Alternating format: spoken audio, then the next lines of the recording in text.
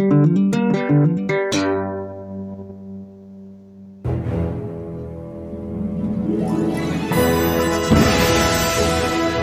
friends, DS Rebel here. You're watching AFK TV Retro Game Reviews. Today I'm reviewing Super Smash Bros. Brawl for the Nintendo Wii. Released in 2008, this game may not technically qualify for retro, but with the Wii being practically a relic at this point, the first Smash Bros. Game released in '99, and having an ensemble cast of characters going back to the 80s, including Mario and Friends, Link from The Legend of Zelda, and Pit from the Kid Icarus series. I'd say this game is still within the retro realm of nostalgia. It had been 7 years since the release of Super Smash Bros. Melee, and the players had a long wait. But they were rewarded for that wait with many new shiny features and awesome gameplay. 9 years before Brawl, the N64 version of Smash Bros. Was released, the very first in the series, and the first game I ever bought with my own money. Funny story, I had entered a talent contest at a car dealership of all places, placed top 5 in my age group, which I was rewarded $50 for. I immediately went to Walmart, picked up Smash Bros. For the N64, and fell in love. That game is long since gone, but I had a lot of great memories, and replaying the Brawl version, I loved it. This installment for the Wii has many features you're probably familiar with, such as the Solo Classic mode, the multiplayer, stadium and training modes, and trophy collecting. But the adventure mode was totally overhauled for this game in an awesome way. It is a side-scrolling action game with demi-bosses and mega-bosses, and beautiful cutscenes in between the action.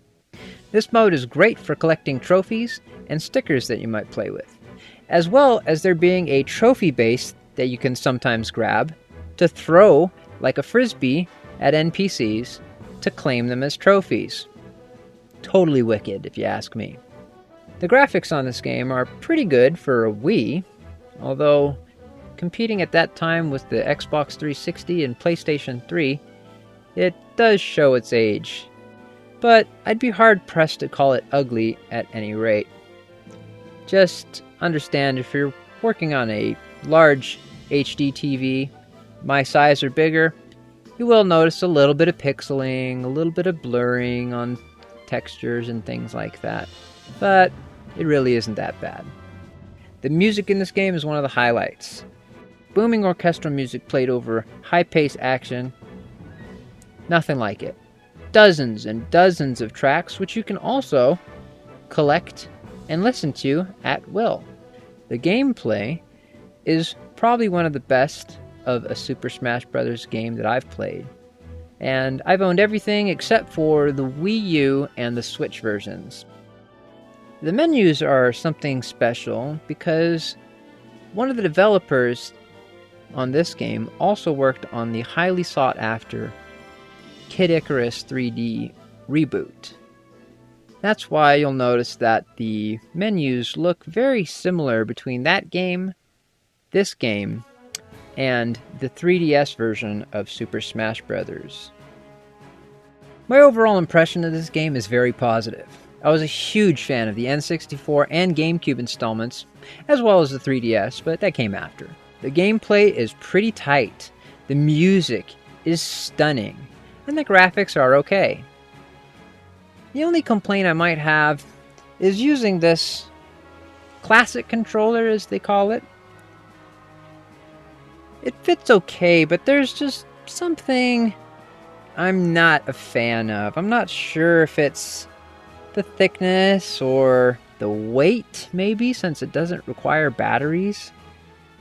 I mean, it does in this to broadcast the signal, but it doesn't have anything in it. It feels just a little bit off. Maybe it's these handles, these grips. They're just a little small. Maybe it was made for a children's hand. I don't know. My hands just feel a little big, and mine aren't massive. This is even the better version of the classic controller you can get. The other one's just the oval with no pegs coming, no handles coming down. I don't know. I like this over just a Wiimote, you know, trying to play like this is just absurd. Don't. If you don't have a nunchuck at least, a Pro Controller, or a GameCube controller, which is probably the #1 way to play this game. Like, yeah, if you just have a Wiimote, I might hold off on picking this game up. Or make sure you get a nunchuck classic controller or GameCube controller ASAP. Because, yeah, you're going to need it to play this game, I feel. Overall, I'd say this game is a ton of fun. Playing the Subspace Emissary was a nice departure from the usual gameplay type. It was a significant upgrade from Melee, which was considered probably the best Smash Bros. Game ever. Now, I wouldn't put it as a perfect game, but I'd say it's about a 9 out of 10. I definitely enjoyed this game, and I hope you do too if you're able to pick it up. That just about does it. I'm going to throw in an extra clip here of me using Yoshi to smash the heck out of the home run bag. I have a bunch of Nintendo and PlayStation games I'm interested in reviewing, and I hope to see you soon. Thanks for watching. Ready, go!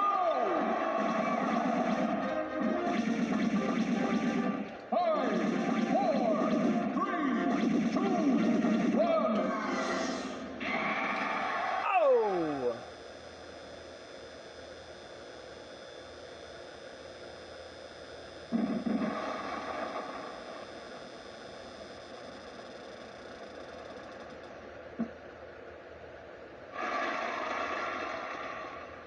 Not bad, huh? Not bad. Looks like Los Angeles after the riots.